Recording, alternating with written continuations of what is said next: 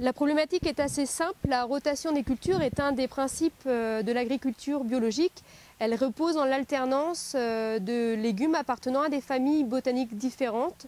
Or, en maraîchage sous abri froid, pour des raisons assez simples, économiques et commerciales, bien souvent, l'été, on se retrouve avec des cultures de tomates, d'aubergines, de concombres, de poivrons.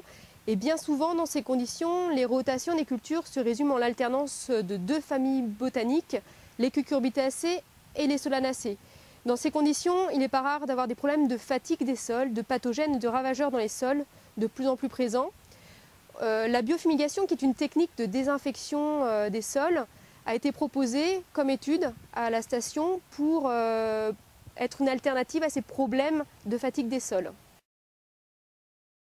La biofumigation consiste à incorporer dans les sols une grande quantité de matière organique fortement dosée en glucosinolates. Ce sont des composés soufrés qui, une fois incorporés, broyés finement dans le sol, vont progressivement se transformer en d'autres molécules volatiles qui, elles, ont des activités, des propriétés biocides sur les pathogènes du sol.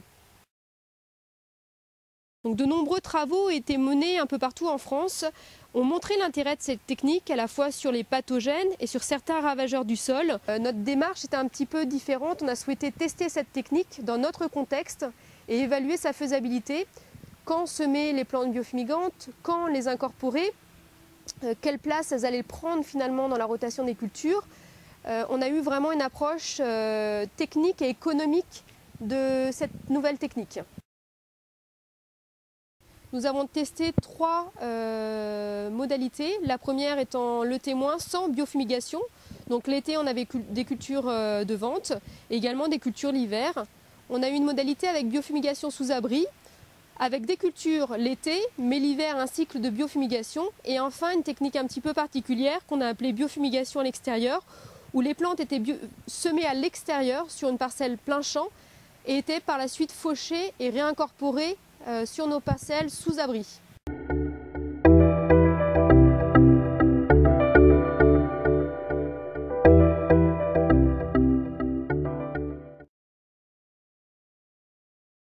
Donc la terre est préparée au rotavator de façon assez fine, la semence étant de petite taille. Les plantes biofumigantes sont semées à la dose de 10 kg/hectare. Ce sont un mélange de radis fourragés et de moutarde brune. Au plus tard, on sème début septembre. L'idéal étant d'obtenir le stade début floraison, qui est le stade pendant lequel la plante est la plus chargée en glucosinolates. Ce stade a été atteint fin décembre. Le broyage, une opération importante qui est faite ici au gyrobroyeur. Les plantes sont finement broyées. Plus le broyage est fin, plus la fermentation sera efficace. La biomasse obtenue est de 5 kg par mètre carré. Cette biomasse est ensuite enfouie le jour même du broyage pour éviter que les composés volatiles ne se perdent. Et on préconise un bon arrosage de 10 à 15 mm après cet enfouissement. Le bâchage avec une bâche translucide qui va permettre une bonne fermentation des glucosinolates en isothiocyanate. Et le bâchage restera 1 mois. Donc en conclusion, la biofumigation sous abri, le mélange biofumigant est semé début septembre. Il est broyé fin décembre. La culture a donc duré 4 mois. Et l'occupation du sol est de 5 mois, donc 4 mois de culture plus 1 mois de bâchage.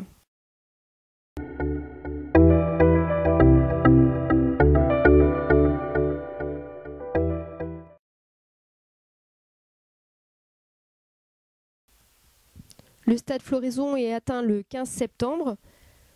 On estime sur 1 mètre carré la biomasse produite. Dans ce cas de figure, en plein champ, on a eu une biomasse d'environ 2,5 kg par mètre carré, soit la moitié de ce qu'on avait obtenu en plein champ.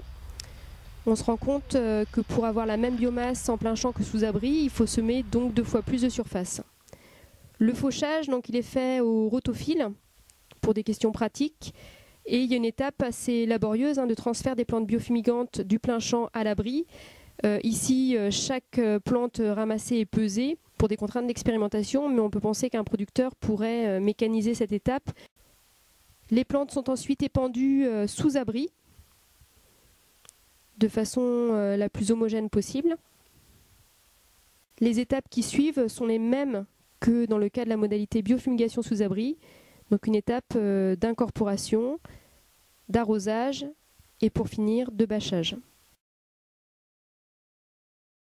En conclusion, pour la biofumigation à l'extérieur, le mélange biofumigant a été semé début août en plein champ. Il a été broyé le 15 septembre, soit 1 mois et demi plus tard. L'occupation du sol sous abri, par contre, est ramenée à 1 mois seulement, contre 5 mois sous tunnel.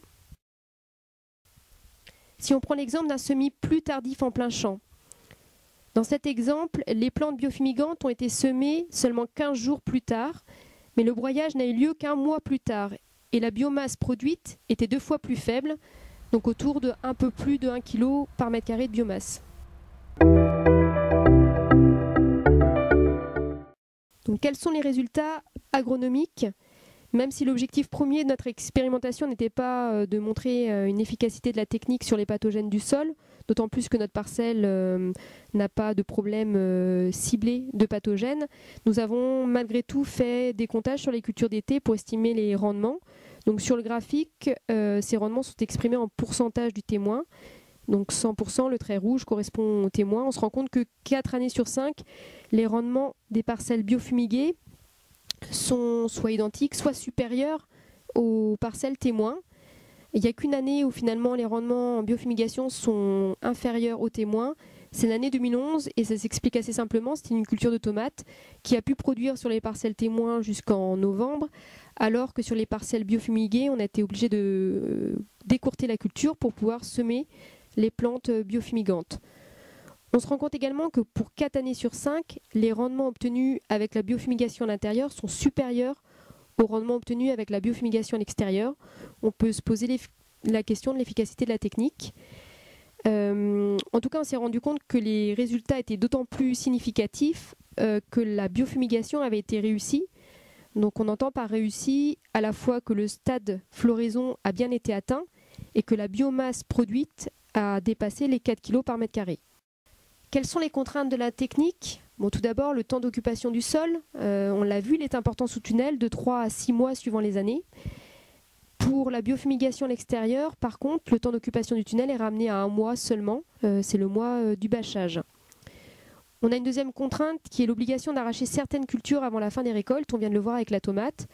Donc les années où on souhaite faire de la biofumigation, il est préférable de mettre en place des cultures à cycle court qui vont pouvoir libérer la parcelle assez tôt.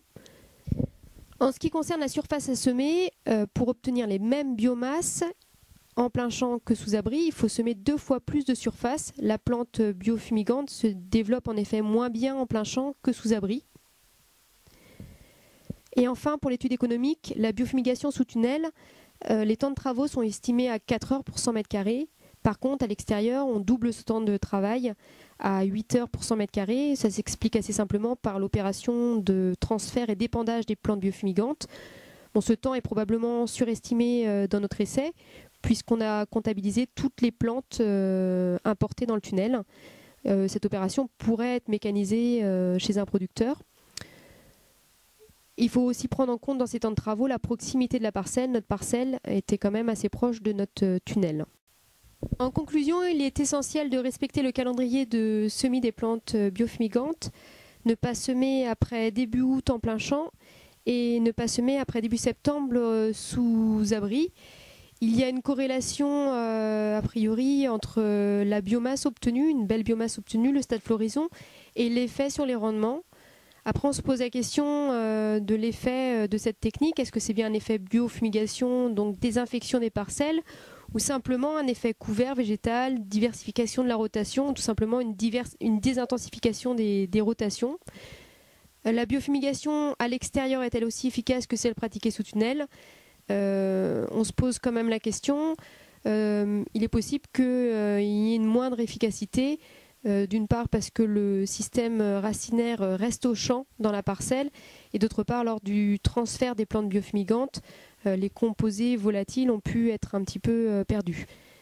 Le gain en production n'est pas suffisant pour pallier la perte d'une à deux cultures de vente, et c'est une technique à programmer dans la rotation culturelle sous abri, une année sur 3, sur 5, en fonction des contraintes et des problématiques du maraîcher.